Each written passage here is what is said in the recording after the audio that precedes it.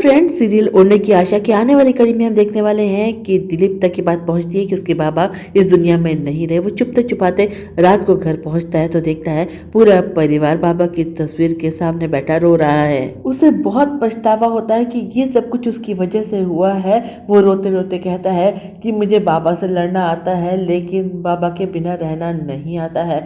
माँ कहती है कि मैं तुझे माफ नहीं करूंगी।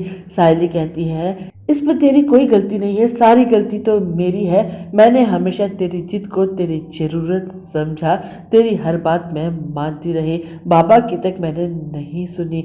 बाड़ू रोते रोते कहता है कि बाबा का श्राप मुझे लगा। उन्होंने कहा था कि भगवान करे कि आज के बाद तू मेरी शक्ल कभी ना देखे। रात को जब पूरा परिवार सो रहा है तो सायली उठती है, बाबा की तस्वीर के सामने जाकर कहती है कि पूरे परिवार को तो मैं संभाल लूंगी लेकिन मुझे कौन संभालेगा बाबा।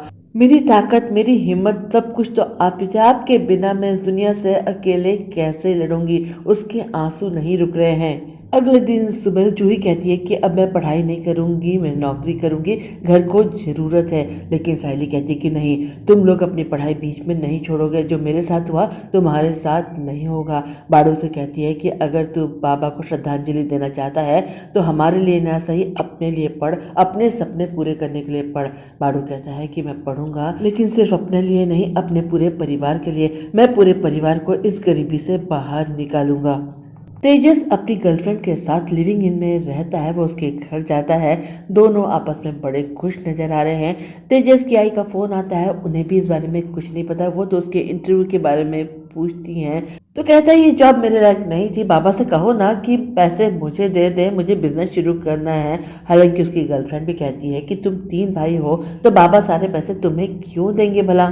घर आता है, ये भी नहीं देखता है कि बाबा किस हाल में है। सीधे उनसे भिड़ जाता है कि आपने अपनी ट्रेन के आगे किसी को उड़ा दिया, कहीं आपके सेटलमेंट के पैसे न अटक जाएं। सचिन इस बात पर एक बार फिर से उसे डांटता है। दोनों भाइयों में झगड़ा हो जाता है। हालांकि माँ हर बार की तरह इस बार भी तेजस का ही साथ देती है। सचिन को बुरा लगता है, कहता है कि बेटा तेरा सिर्फ एक है, मैं तो शायद कचरे के डिब्बे में मिला था, मेरे लिए कोई प्यार कोई ममता तेरे मन में है ही नहीं।